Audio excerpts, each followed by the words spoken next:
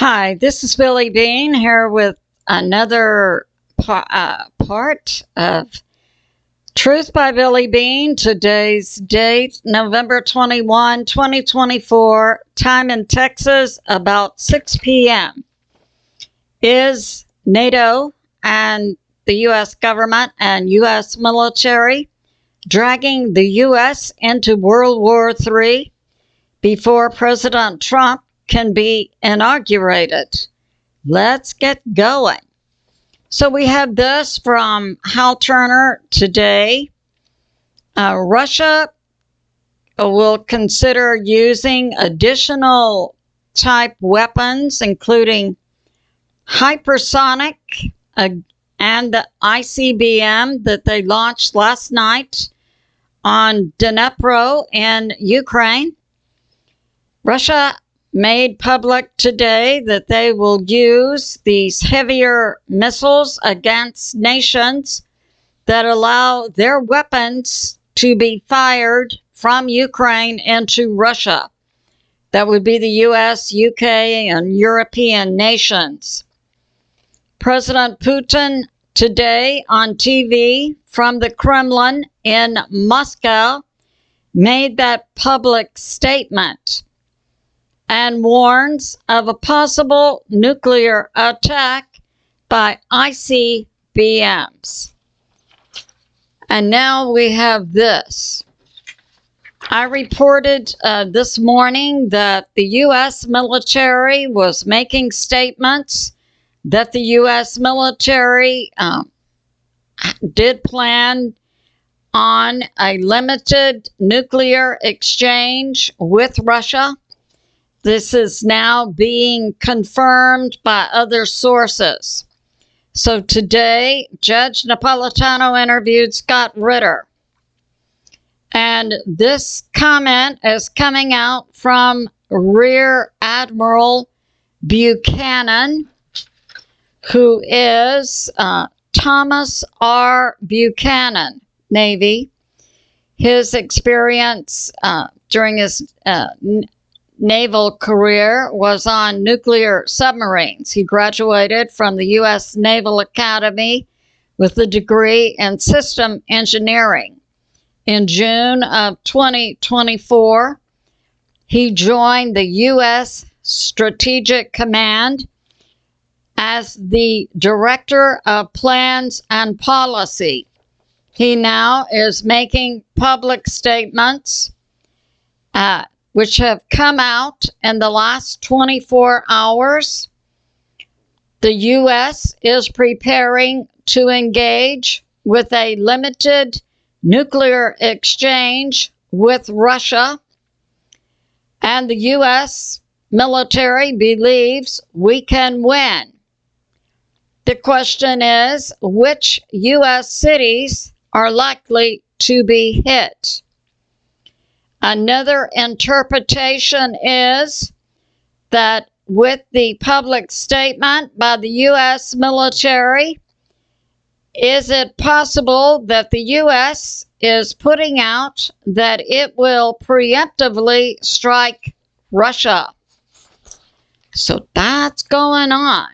This is all in the last 24 hours. I hope you're prepping, baby, and keep your powder dry. And now we have this. So we know that NATO and the U.S. have been firing ATACMS and Storm Shadow missiles into Ukraine,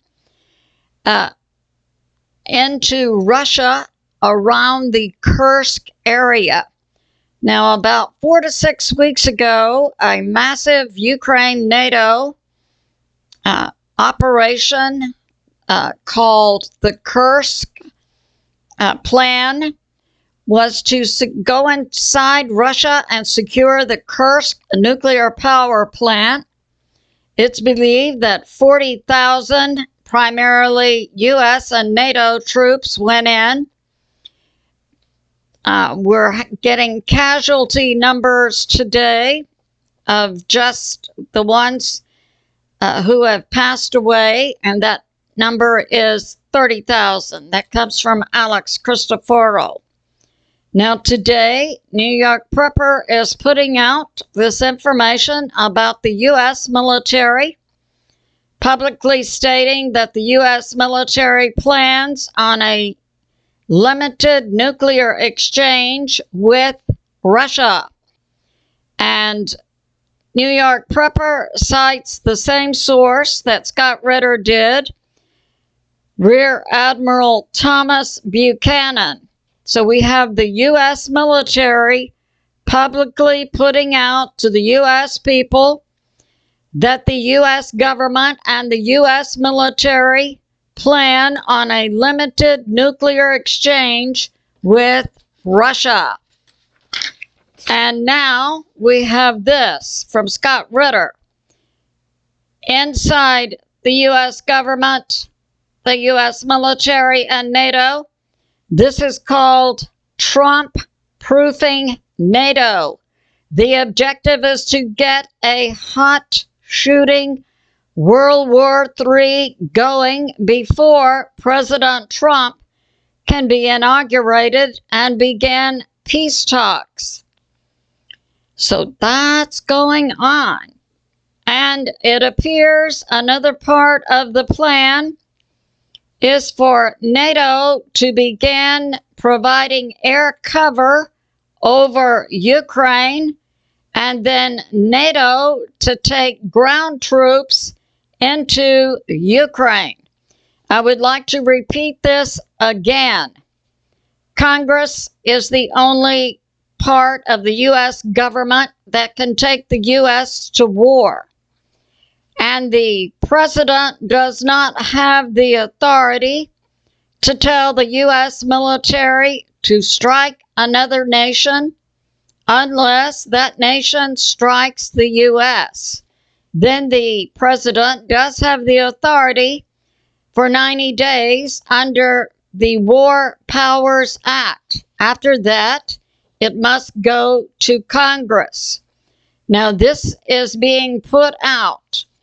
Part one type of the ICBM missiles that Russia has is called the Sarmat, and one large bomb that can be launched from Russia that could reach the U.S.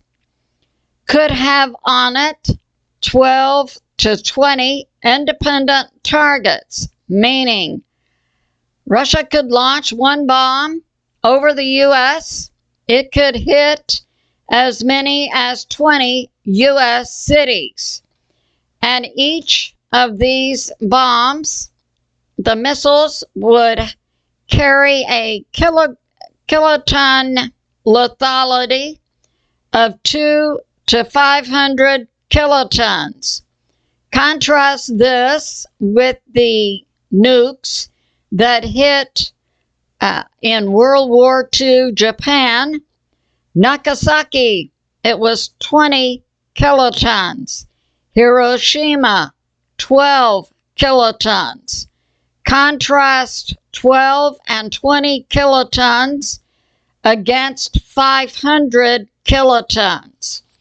What would the death rate be in U.S. cities? So I ran some numbers on the nuke map in New York City. If you have a 500 kiloton nuke go off, death rate instant, 1 million. Injured, 1.2 million. Boston, instant death, 385,000. 360,000 injured. Los Angeles, instant death, 294,000. 475,000 injured. Washington, D.C., instant death, 345,000, injured 313,000.